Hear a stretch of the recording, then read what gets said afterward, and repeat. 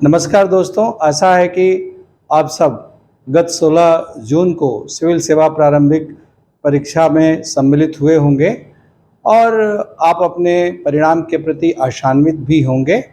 आप अपने परफॉर्मेंस का सही रूप में मूल्यांकन कर सकें, इसी उद्देश्य से हम इस प्रश्न पत्र की समीक्षा और उसमें पूछे गए प्रश्नों का उत्तर हल सहित आपको बतलाने वाले हैं।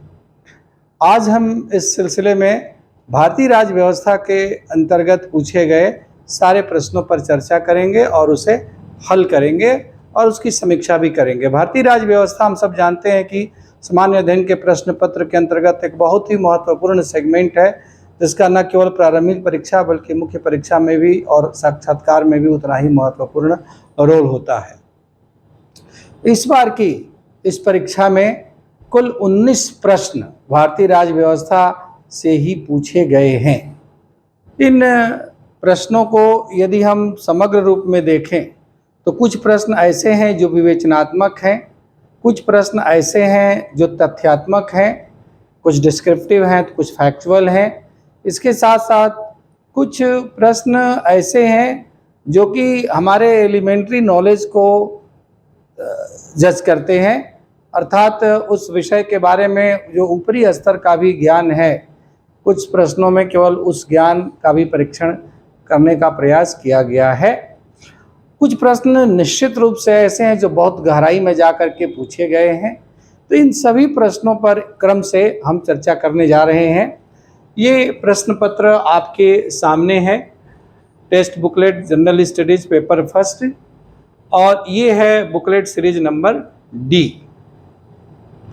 इसके अंतर्गत प्रारंभ में ही सामान्य अध्ययन से संबंधित सवाल पूछे गए हैं और राज्य व्यवस्था से संबंधित प्रश्न पूछे गए हैं। इसके अंतर्गत आप देखें, सबसे पहला ही सवाल है कि how many delimitation commissions have been constituted by the government of India till December 2023, अर्थात दिसंबर 2023 तक भारत सरकार के द्वारा अब तक कितने परिसीमन आयोगों का गठन किया जा चुका है। तो अभी तक कुल 4 परिसीमन आयोगों का गठन किया जा चुका है। इस प्रकार से इसके अंतर्गत जो उत्तर में जो सही विकल्प है वो है D4। हम जानते हैं कि परिसीमन आयोग लोकसभा के अंतर्गत और विधानसभा के अंतर्गत निर्वाचन क्षेत्रों को नए सिरे से परिसीमित करने या एडजस्ट करने या पुनर्निर्धारित करने के संबंध में सुझाव देने के लिए समय समय पर गठित किया जाता है, ताकि बढ़ती हुई जनसंख्या के अनुपात में निर्वाचन क्षेत्रों को भी जो है पुनर्निर्धारित किया जा सके। अगला सवाल है, the Constitution 21st Amendment Act 1992 amends the 8th schedule to the Constitution to include which of the following languages? हम जानते हैं कि हमारे संविधान में संसद के द्वारा संशोधन किया जाता है। इसी प्रकार का संविधान संशोधन 71वें संविधान संशोधन 1992 में किया गया और इसके माध्यम से 8वीं अनुसूची में संशोधन किया गया। 8वीं अनुसूची किस चीज़ से संबंधित है? तो उसके अंतर्गत जो है जो क्षेत्रीय भाषाएं हैं उन भाषाओं को संवैधानिक दर्जा प्रदान किया गया है संविधान की 8वीं अनुसूची में उन्हें शामिल करते हुए। तो इस 71वें संविधान संशोधन के अंतर्गत 3 भाषाओं को शामिल किया गया था, कोंकणी, मणिपुरी और नेपाली। क्लास में हम अक्सर बताते हैं बच्चों को कि एक ही फार्मूले से याद रखें, कोमने, कोंकणी, मणिपुरी और नेपाली। तो इसके अंतर्गत जो सही विकल्प होगा वो है 1, 2, 3, अर्थात सही उत्तर इसमें है ए, मैथिली इसमें नहीं है। तीसरा जो प्रश्न है ये अतीत से संबंधित है, अर्थात इसके अंतर्गत विभिन्न राजनीतिक दलों के संस्थापकों के नाम उन राजनीतिक दलों का उल्लेख किया गया है। इसमें से ऑर्डर में उसको करेक्टली मैच कराना है। तो इसमें कौन से सही है? Consider the following pairs, party it's leaders, भारतीय Jansangh doctor Shyama Prasad Mukherjee, socialist party C Rajagopalachari, Congress for democracy Jagjivan Ram, स्वतंत्र पार्टी आचार्य नरेंद्र देव। तो हम सब जानते हैं कि भारतीय जनसंघ के संस्थापक डॉक्टर श्यामा प्रसाद मुखर्जी रहे हैं और इसी प्रकार से Congress for democracy, Indian national Congress अलग होने के बाद जगजीवन राम के द्वारा स्थापित किया गया था कांग्रेस फॉर डेमोक्रेसी को। तो इस तरह से ये दो सही सुमेलित हैं, 1 और 3। तो इसमें विकल्प जो होगा ओनली 2 मीन्स कि इसमें से 2 विकल्प हैं, भारतीय जनसंघ और कांग्रेस फॉर डेमोक्रेसी। शेष दोनों गलत हैं क्योंकि स्वतंत्र पार्टी की स्थापना सी राजगोपालाचारी ने की थी और सोशलिस्ट पार्टी की स्थापना आचार्य नरेंद्र देव ने की थी।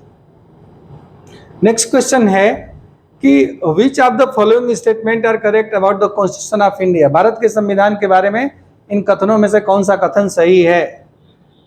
पहला है कि powers of the municipalities are given in part 9A of the constitution. तो भाग 9 को हम जानते हैं कि इसे बाद में जोड़ा गया था, 12वें अनुसूची को जोड़ा गया और इसके साथ साथ कुछ अन्य प्रावधान जोड़े गए। पूरा संविधान में एक भाग ही जोड़ा गया, भाग 9 को 74वें संविधान संशोधन के माध्यम से। तो ये सही है। इसी तरह से इमरजेंसी प्रोविजन, आपातकालीन प्रावधान संविधान के किस भाग के अंतर्गत है? तो ये आर्टिकल 352 से लेकर के 360 तक ये प्रोविजंस हैं और ये सारे प्रावधान भाग 18 के अंतर्गत हैं। तो ये भी सही है। Provisions related to amendment of the constitution are given in part 20 of the constitution. संविधान संशोधन से संबंधित जो प्रावधान है वह संविधान के भाग 20 में दिए गए हैं। ये भी सही है क्योंकि भाग 20 के अंतर्गत ये अनुच्छेद 368 है, उसी में संविधान संशोधन से संबंधित प्रावधान दिए गए हैं। तो इसका मतलब कि इसके अंतर्गत जो सही विकल्प है, select the answer using the code given below, तो इसमें 1, 2, 3 तीनों ही सही है।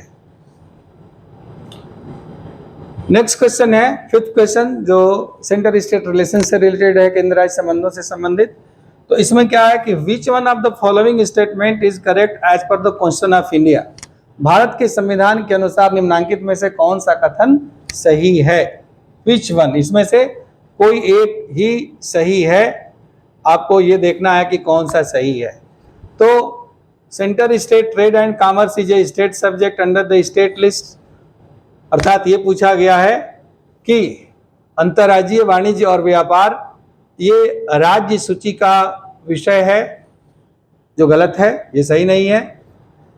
Inter state migration is a state subject, ये भी गलत है, यह भी राज्य सूची का विषय नहीं है। जहां कहीं भी इंटर स्टेट आ जाए तो निश्चित रूप से वो स्टेट लिस्ट का सब्जेक्ट नहीं होगा, कॉमन सेंस की बात है। और इसी तरह से inter state quarantine is A union subject under the union list, यही सही है कि जो क्वारंटाइन किया जा रहा था, अंतर्राज्यीय स्तर पर क्वारंटाइन से संबंधित जो विषय है वह जो है संघ सूची का विषय है। तो ये सही है, C5 का C। Corporation tax is a state subject under the state list, गलत है। कॉर्पोरेशन टैक्स सेंटर के द्वारा लगाया जाता है, केंद्रीय कर है। इस प्रकार से इस 5th नंबर के क्वेश्चन में सही ऑप्शन है C।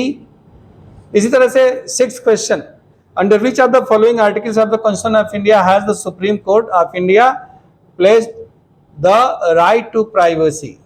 संविधान के किस अनुच्छेद के अंतर्गत भारत के सर्वोच्च न्यायालय ने निजता के अधिकार या राइट टू प्राइवेसी को निहित माना है?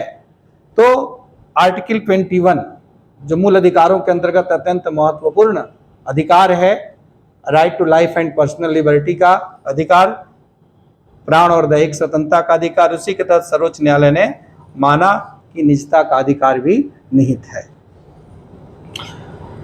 नेक्स्ट क्वेश्चन है कि यह क्वेश्चन तो सीधे सीधे पॉलिटी से नहीं जुड़ता है कि CDS के कार्यों के बारे में, चीफ ऑफ डिफेंस स्टाफ के कार्यों के बारे में कौन कौन से इसमें सही हैं। कि वो permanent chairman of chiefs of staffs committee, अर्थात वो चीफ्स ऑफ स्टाफ समिति का स्थायी अध्यक्ष होता है, सही है। Exercise military command over the 3 service chiefs, ये भी सही है। और principal military adviser to defence minister on all tri services matters, तीनों ही प्रकार की जो सेवाएं हैं सेना से संबंधित, उसके बारे में रक्षा मंत्रालय के लिए यह एक प्रधान सलाहकार की भूमिका निभाता है, ये भी सही है। इस प्रकार से ये 1, 2, 3 इसमें से उत्तर सही है, ऑप्शन ए। जैसा मैंने कहा कि सीधे सीधे पॉलिटी का क्वेश्चन भी नहीं है। 8वां जो क्वेश्चन है ये भी पॉलिटी से रिलेटेड नहीं है, करंट अफेयर से रिलेटेड है, इसलिए इसको स्किप करते हैं। और 9वां भी पॉलिटी से रिलेटेड नहीं है, इसमें ये पूछा गया है कि the longest border between any 2 countries in the world is between, किन 2 देशों के बीच में दुनिया में सबसे लंबी सीमा है। तो पॉलिटी का क्वेश्चन नहीं है, फिर भी बता देते हैं आपके क्यूरियोसिटी के लिए कि इसमें ए उत्तर सही है, Canada and the United states of America. USA और कनाडा के बीच दुनिया की सबसे लंबी दूरी तय करने वाली सीमा है। नेक्स्ट क्वेश्चन है, बहुत इंपॉर्टेंट क्वेश्चन है जो डायरेक्टली पॉलिटी से रिलेटेड है। Which of the following statements about the ethics committee in the Lok Sabha are correct.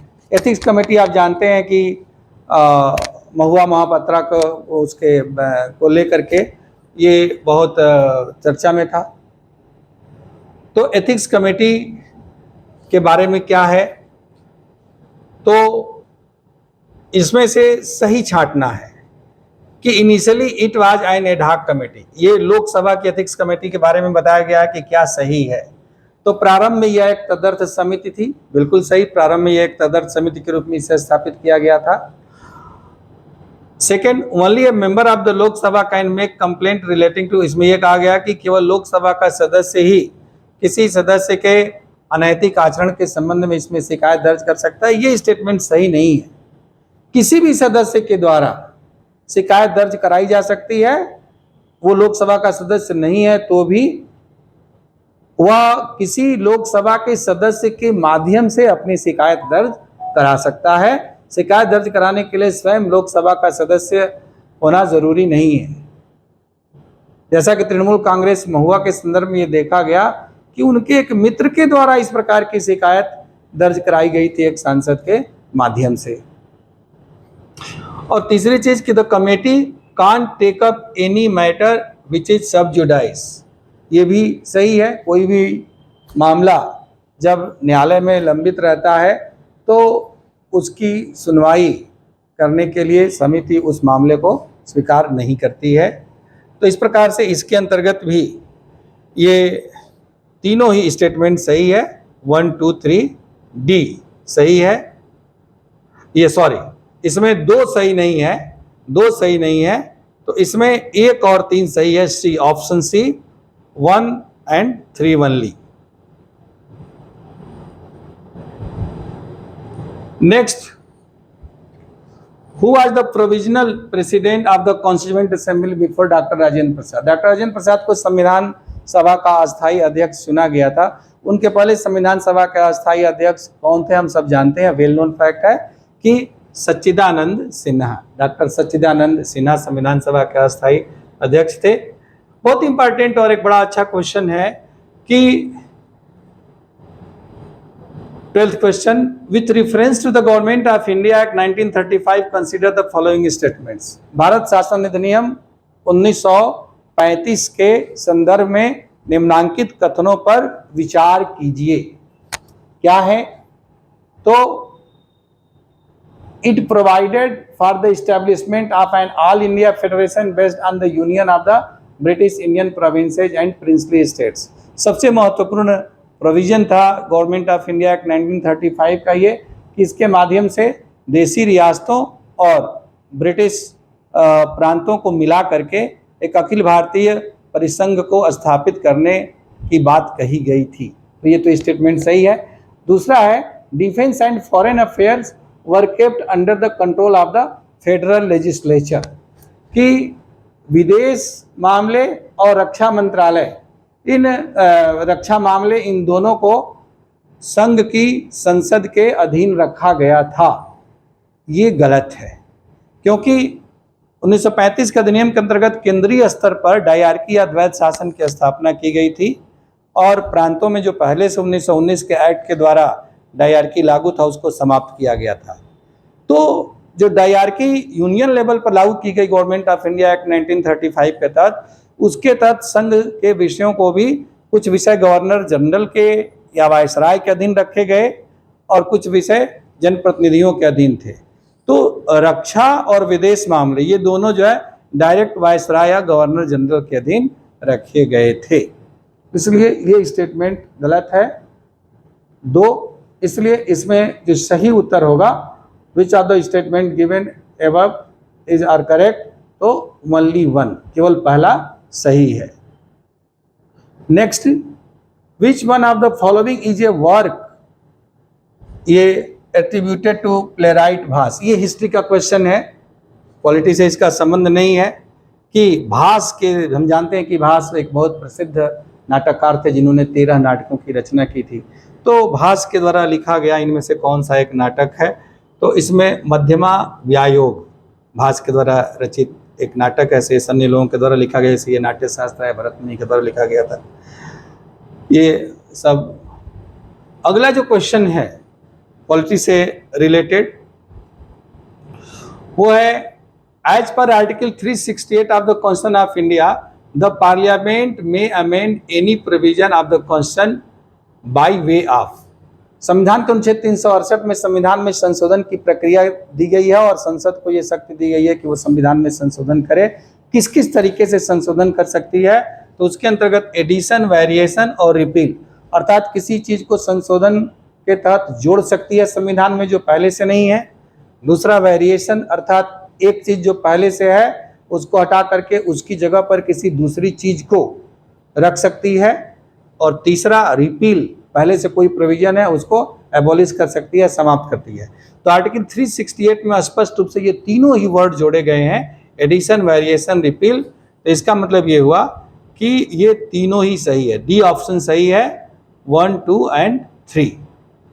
संसद को ये तीनों ही शक्तियां संविधान संशोधन के अंतर्गत प्राप्त हैं। संविधान में से किसी चीज को निकाल देने की, संविधान में किसी चीज को निकाल के उसकी जगह पर किसी दूसरी चीज को रखने की, या संविधान में पूरी तरह से किसी नई चीज को जोड़ देने की। नेक्स्ट क्वेश्चन है, ये भी पॉलिटिक्स से रिलेटेड क्वेश्चन नहीं है। हाँ, ये क्वेश्चन बहुत important, which of the following statements are correct in respect of money bill in the parliament. संसद में जो धन विधेयक होता है उसके बारे में कौन कौन से कथन सही हैं। तो article 109 mentions special procedure in respect of money bill. अनुच्छेद 109 धन विधेयक के संबंध में विशेष प्रावधान या विशेष प्रक्रिया बतलाता है, सही कथन है। दूसरी चीज कि money bill shell not be introduced in the council of states, Rajya Sabha में किसी धन विधेयक को प्रस्तुत नहीं किया जा सकता है, बिल्कुल सही है, नहीं प्रस्तुत किया जा सकता। धन विधेयक केवल लोकसभा में ही पहले इंट्रोड्यूस किए जा सकते हैं। और third, the Rajya Sabha can either approve the bill और suggest changes but can't reject it. Rajya Sabha किसी धन विधेयक को अस्वीकृत नहीं कर सकती, वह या तो उसे पारित कर सकती है, अप्रूव कर सकती है, या उसमें कुछ संशोधन या परिवर्तन करने का सुझाव दे सकती है। यह भी स्टेटमेंट सही है। Amendments to a money bill suggested by the Rajya Sabha have to be accepted by the Lok Sabha. यदि राज्यसभा ने किसी धन विधेयक में जिन संशोधनों को करने के लिए सुझाव दिया है, क्या उसे लोकसभा के द्वारा स्वीकार करना आवश्यक है, तो नहीं। जबकि इस स्टेटमेंट में कहा जा रहा है कि have to be accepted by the Lok Sabha, Lok Sabha के द्वारा उसे स्वीकार करना होगा, इसलिए ये कथन गलत है। चौथा गलत है, इसलिए इसमें से सही है 1, 2 और 3, इसलिए सी ऑप्शन इसके अंतर्गत सही है। नेक्स्ट क्वेश्चन, ये जीके का क्वेश्चन है, ये पॉलिटी से रिलेटेड नहीं है, आर्मी के रैंकिंग क्या होती है। नेक्स्ट क्वेश्चन है, द नॉर्थ ईस्टर्न काउंसिल, पूर्वोत्तर परिषद, was established bye north eastern council act 1971। आप जानते ही हैं कि 1971 में अलग से इसकी स्थापना की गई पूर्वोत्तर परिषद की। और इसमें एक संशोधन किया गया वर्ष 2002 में। अब वर्तमान समय में इसके अंतर्गत कौन कौन से लोग शामिल होते हैं, तो गवर्नर ऑफ कॉन्स्टिट्यूएंट स्टेट, जो राज्य उस परिषद के अंतर्गत शामिल है पूर्वोत्तर परिषद में, उनके राज्यपाल, उनके सभी चीफ मिनिस्टर्स, मुख्यमंत्री, और उनके अंतर्गत 3 members to be nominated by the president of India. President of India के द्वारा मनोनीत किए गए 3 सदस्य, the home minister of India, और ये जो है होम मिनिस्टर ऑफ इंडिया अर्थात जो भारत के गृह मंत्री हैं। तो भारत के गृह मंत्री तो उसके अध्यक्ष हैं, वो हैं ही। गवर्नर ऑफ कॉन्स्टिट्यूएंट स्टेट्स वो भी शामिल हैं, सभी राज्यपाल, सभी मुख्यमंत्री, पूर्वोत्तर परिषद के राज्यों के अंतर्गत जितने राज्य शामिल हैं उनके। तो 1, 2 और 4 ये पूरी तरह से सही है, 1, 2 और 4। तो ऐसी स्थिति में 3 के बारे में स्पष्ट रूप से कहीं पर लिखा हुआ तो नहीं मिल रहा है, लेकिन चूंकि 1, 2 और 4 देखें तो इसमें 1, 3, 4 है, 2 को स्किप किया है, इसमें 1, 2, 3 है, 4 को स्किप किया जबकि 4 सही है। तो उस लिहाज से 2, 4 इसको स्किप किया जबकि ये 1 है ही है। तो इस प्रकार से 1, 2, 3, 4 ये चारों ऑप्शन इसमें सही है, इसलिए इसका उत्तर डी, 20 का डी सही है। Next, consider the following statements regarding नारी शक्ति वंदन अधिनियम। नारी शक्ति वंदन अधिनियम लोकसभा में और विधानसभाओं में महिलाओं को 33% आरक्षण देने के लिए अभी हाल ही में चुनाव से ठीक पहले लोकसभा ने पारित किया। तो इसके अंतर्गत क्या क्या बातें कही गई हैं ये बताना है। तो provisions will come into effect from 18th Lok Sabha, गलत है। 18th लोकसभा का भी चुनाव हुआ है, इसमें ये लागू नहीं हुआ। This will be in force for 15 years after becoming an act. अधिनियम के रूप में इसे पारित हो जाने के बाद ये अगले 15 वर्षों के लिए लागू होगा, बिल्कुल सही है। और इसके बाद there are provisions for the reservation of seats for scheduled caste women within the quota reserve for the scheduled caste. हम जानते हैं कि लोकसभा में, विधानसभा में शेड्यूल कास्ट और शेड्यूल ट्राइब के लिए स्थानों को आरक्षित किया गया है। तो इसके अंतर्गत जो महिलाओं का आरक्षण होगा, तो महिलाओं के लिए आरक्षण अनुसूचित जाति के लिए जो कोटा है उसी कोटे के भीतर 1/3 सीटें अनुसूचित जाति की महिलाओं के लिए आरक्षित होगा। तो ये स्टेटमेंट भी सही है, इसलिए इसमें से 2 और 3 सही है, 2 and 3 ओनली। तो सी ऑप्शन सही है, 2 और 3। इसमें पहला वाला ऑप्शन ये गलत है कि 18वीं लोकसभा से ये प्रभावी होगा। 18वीं लोकसभा से नहीं, बल्कि 19वीं लोकसभा का जब चुनाव होगा तभी उसमें होगा। Next, which of the following statement, ये मैत्री शक्ति के बारे में भी पॉलिटिक्स से रिलेटेड क्वेश्चन नहीं है। ये writ of prohibition is an order issued by the Supreme court और हाई कोर्ट टू। हम जानते हैं कि संविधान का अनुच्छेद 32 और अनुच्छेद 226, 32 और 226 के तहत क्रमशः सुप्रीम कोर्ट और हाई कोर्ट को कुछ रिट जारी करने की शक्ति प्राप्त है मूल अधिकारों की रक्षा के लिए, और उच्च न्यायालय को कुछ अन्य मामलों में भी। उसके अंतर्गत एक रिट है प्रतिषेध का रिट, प्रतिषेध, जिसको कि प्रोहिबिशन इंग्लिश में कहते हैं। तो प्रोहिबिशन का रिट ये सर्वोच्च न्यायालय और उच्च न्यायालय के द्वारा किसके लिए जारी किया जाता है।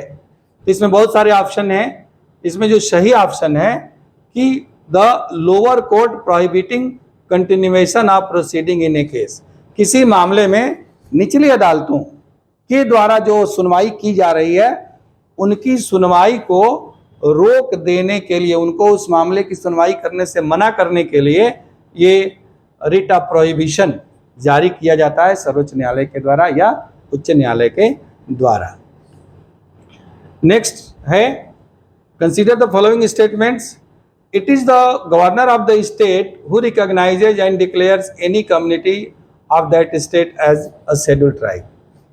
कि किसी भी राज्य के अंतर्गत राज्य के राज्यपाल के द्वारा ही उस राज्य के अंतर्गत किसी समुदाय को जनजाति का के रूप में मान्यता प्रदान की जाती है उसे जनजाति घोषित किया जाता है। ये स्टेटमेंट गलत है, क्योंकि राज्य के राज्यपाल के परामर्श से राष्ट्रपति के द्वारा ऐसा किया जाता है, न कि राज्यपाल के द्वारा। केवल राज्यपाल के परामर्श से या राज्यपाल के एडवाइस पर राष्ट्रपति के द्वारा किसी समुदाय को जनजाति घोषित किया जाता है, तो ये गलत हो गया। A community declared as a scheduled tribe in a state need not to be so in another state. यदि किसी एक राज्य के अंतर्गत किसी समुदाय को जनजाति घोषित किया गया है तो वह दूसरे समुदाय के अंतर्गत दूसरे राज्य में वह जनजाति नहीं होगी, ऐसा नहीं है। यदि एक जगह जनजाति के रूप में घोषित किया गया है तो दूसरी जगह भी वो जनजाति होगी। इसलिए ये दोनों ही नाइदर वन नॉर टू, दोनों ये स्टेटमेंट गलत हैं। अब next, union finance minister on behalf of the prime minister lays the annual financial statement before both the houses of the parliament। ये कहा गया है इस स्टेटमेंट में कि संघ का वित्त मंत्री प्रधानमंत्री की ओर से वार्षिक वित्तीय विवरण अर्थात बजट को संसद के समक्ष रखता है। गलत है।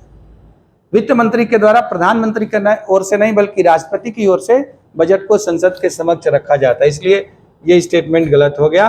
सेकेंड स्टेटमेंट है at the union level no demand for a grant can be made except on the recommendation of the president of India. Bharat के राष्ट्रपति के अनुशंसा के बिना कोई भी अनुदान की मांग लोकसभा में नहीं रखी जा सकती। ये स्टेटमेंट सही है, इसलिए इसमें से केवल एक कथन सही है, ओनली वन, तो ए ऑप्शन सही है। नेक्स्ट क्वेश्चन, ये सब पॉलिटी से रिलेटेड नहीं है, आगे पॉलिटी से रिलेटेड कुछ और क्वेश्चन हैं। With reference to the speaker of the Lok Sabha consider the following statement. Lok Sabha के अध्यक्ष या स्पीकर के मामले में निम्नलिखित कथनों पर विचार कीजिए। क्या है कथन?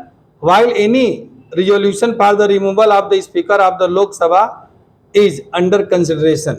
जब कभी कोई ऐसा प्रस्ताव लाया गया हो जो कि लोकसभा के अध्यक्ष को हटाने के लिए, उसे रिमूव करने के लिए लाया गया हो, तो उस संबंध में उसको क्या क्या भूमिका उसकी होगी।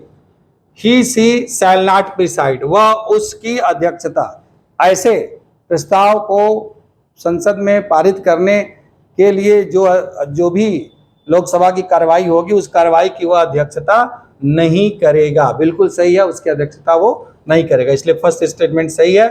ही she shall not have the right to speak, ये गलत है।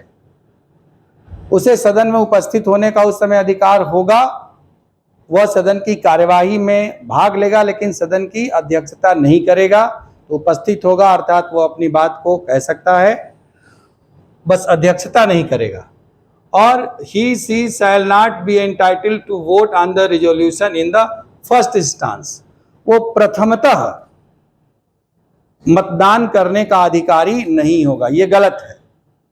प्रथमतः मतदान करने का अधिकारी होगा, प्रथमतः मतदान करने का अधिकारी होगा। ये यहां पर ध्यान देने की बात है कि जब कोई सामान्य तौर पर जब कोई उसको हटाने का अतिरिक्त अन्य किसी प्रस्ताव पर या बिल पर चर्चा होती है तो वह प्रथमतः फर्स्ट इंस्टांस में मतदान नहीं करता है लोकसभा का स्पीकर। जब पक्ष विपक्ष दोनों में बराबर बराबर वोट हो जाता है तो अपना कास्टिंग वोट या निर्णायक मतदान वह करता है। लेकिन यदि कोई प्रस्ताव खुद उसको हटाने के लिए ही लाया गया है लोकसभा में तो उसमें वह प्रथमतः मतदान करता है। तो इसलिए ये स्टेटमेंट गलत है कि वह प्रथमतः मतदान नहीं करेगा। तो इस प्रकार से इसमें स्टेटमेंट नंबर 1 और स्टेटमेंट नंबर 2 ये सही है, तो 1 और 2 ये दोनों सही है। इस प्रकार ऑप्शन नंबर बी सही है। नेक्स्ट है with reference to the Indian parliament consider the following statements. Bharat की संसद के संबंध में निम्नांकित पर विचार कीजिए। क्या है? A bill pending in the Lok Sabha lapses on it's resolution. इसमें यह कुछ बताया गया है कि लोकसभा की स्थिति में जब परिवर्तन होता है तो उसके अंतर्गत जो लंबित विधेयक हैं उन पर उनका क्या प्रभाव पड़ता है। तो यदि लोकसभा भंग हो जाती है और यदि कोई भी बिल लोकसभा में ही पेंडिंग है, लंबित है, तो क्या होगा, तो वो बिल लैप्स हो जाएगा। बिल्कुल सही है, वो बिल समाप्त हो जाएगा। A bill passed by Lok Sabha and pending in the Rajya Sabha lapses on the dissolution of Lok Sabha। यदि लोकसभा ने उस बिल को पास कर दिया और राज्यसभा में वो लंबित है और इस बीच में अभी राज्यसभा ने पारित नहीं किया है और लोकसभा भंग हो जाती है, तो भी वह बिल समाप्त माना जाएगा, लैप्स हो जाएगा। ये भी सही स्टेटमेंट है। A bill in regard to which the president of India notified, ये बहुत इंपॉर्टेंट है कि कोई ऐसा बिल जिसके संबंध में भारत के राष्ट्रपति के द्वारा दोनों सदनों की संयुक्त बैठक का आह्वान किया जा चुका है, ज्वाइंट सिटिंग, और उसके बाद यदि लोकसभा डिसॉल्व हो जाती है, भंग हो जाती है, तो क्या उस स्थिति में वो संयुक्त अधिवेशन होगा और उसमें उस बिल को पारित किया जा सकता है कि नहीं? तो निश्चित रूप से किया जा सकता है। बहुत महत्वपूर्ण तथ्य है कि यदि लोकसभा के भंग होने के पहले ही राष्ट्रपति ने किसी विधेयक को पारित करने के लिए दोनों सदनों के संयुक्त बैठक को आहूत कर दिया है और अभी तक यदि लोकसभा भंग नहीं हुई है, तो इस बैठक को आहूत किए जाने के बाद यदि लोकसभा भंग हो जाती है तो भी लोकसभा के भंग होने का कोई प्रभाव नहीं होगा और वो संयुक्त अधिवेशन बुलाई जाएगी और उस संयुक्त अधिवेशन में उसे पारित किया जा सकता है, अर्थात वो बिल लैप्स नहीं होगा। इस तरह से इसमें स्टेटमेंट नंबर 1 और 2 सही है, तो ऑप्शन बी सही है, फर्स्ट एंड सेकंड सही है। नेक्स्ट क्वेश्चन कि with reference to the parliament of India consider the following statements, Bharat की संसद के संबंध में निम्नांकित कथनों पर विचार व्यक्त कीजिए। Prorogation of a house by the president of India doesn't require the advice of the council of ministers, गलत है। ये कहा जा रहा है कि किसी संसद के सदन के सत्र का सत्रावसान, प्रोरोगेशन अर्थात सत्रावसान करने के लिए राष्ट्रपति को काउंसिल ऑफ मिनिस्टर्स के सलाह लेने की आवश्यकता नहीं होगी, गलत है। राष्ट्रपति के द्वारा संसद के किसी भी अधिवेशन या किसी सदन के सत्र का सत्रावसान केवल और केवल मंत्रिपरिषद के परामर्श से ही किया जाएगा, अन्यथा नहीं। स्पष्ट रूप से संविधान के अनुच्छेद 85 में इस बात का उल्लेख किया गया है।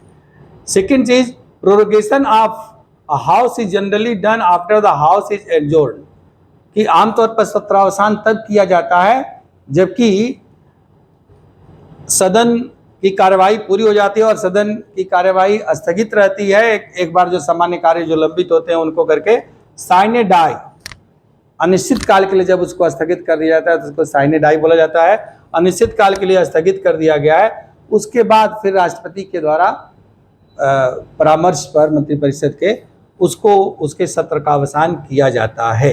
लेकिन ये जरूरी नहीं है कि जब साइने डाई की स्थिति हो तभी, किसी भी समय जब संसद का सत्र चल रहा हो तो भी राष्ट्रपति के द्वारा प्रधानमंत्री और मंत्रिपरिषद के परामर्श पर उस सदन के सत्र का अवसान किया जा सकता है, इसलिए ये स्टेटमेंट भी सही है।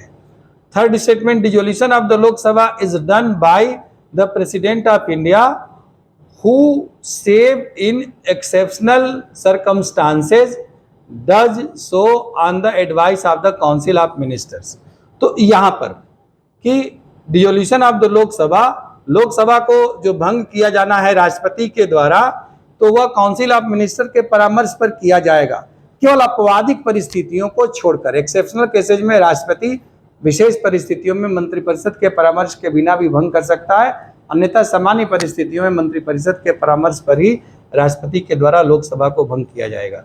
तो ये स्टेटमेंट भी पूरी तरह से सही है। तो स्टेटमेंट 3 सही है, इसके बाद स्टेटमेंट 2 भी सही है, स्टेटमेंट 1 सही नहीं है। तो इस आधार पर 2 और 3 इसमें से सही हैं, तो 2 और 3 अर्थात इसके अंतर्गत option C, question number 45 option C D booklet series के अंतर्गत ये 2 और 3 सही है। तो ये टोटल इतने क्वेश्चन थे जिनको मैंने अभी आपको बतलाया, जो स्पेशली भारतीय राज्य व्यवस्था के प्रश्न पत्र के अंतर्गत हैं। एक चीज महत्वपूर्ण है कि यदि आप इन प्रश्नों को देखें तो यदि आपने थॉरोली स्टडी किया हुआ है तो इन प्रश्नों को करने में आपको कोई दिक्कत नहीं होगी। लेकिन यदि आपने केवल, जैसा छोटी छोटी बुकलेट में आजकल हो रहा है, केवल फैक्ट फैक्ट फैक्ट, केवल उसको किया हुआ है, उसको रटा हुआ है, या केवल लास्ट ईयर के केवल क्वेश्चन पेपर्स के क्वेश्चंस को रिवाइज किया है, तो आपको दिक्कत होगी।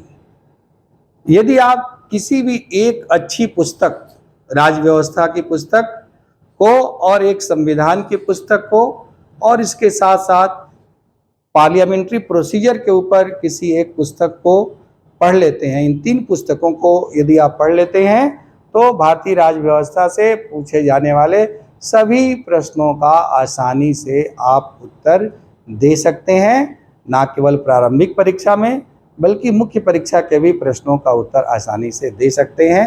आप सब जानते ही हैं कि मैं विगत 25 वर्षों से भारतीय राज्य व्यवस्था लगातार पढ़ाते आ रहा हूँ। इलाहाबाद, बरेली, दिल्ली, हर जगह। हमारा नया बैच 24 जून से प्रारंभ होने जा रहा है और उसके अंतर्गत भारतीय राज्य व्यवस्था से ही बैच की शुरुआत होगी। जो भी छात्र अध्ययन के इच्छुक हैं वो संस्थान में आ सकते हैं, प्रवेश लेकर के वो अपना लक्ष्य हासिल कर सकते हैं। इसके लिए एक निःशुल्क कार्यशाला का भी आयोजन किया गया है 24 तारीख को। उसके लिए आपको किसी भी प्रकार की फीस नहीं देनी है, तो उस कार्यशाला में भी आप उपस्थित हो सकते हैं, जिसमें सिविल सेवा परीक्षा की तैयारी कैसे करें इसकी संपूर्ण रणनीति पर हम चर्चा करेंगे। बहुत बहुत धन्यवाद।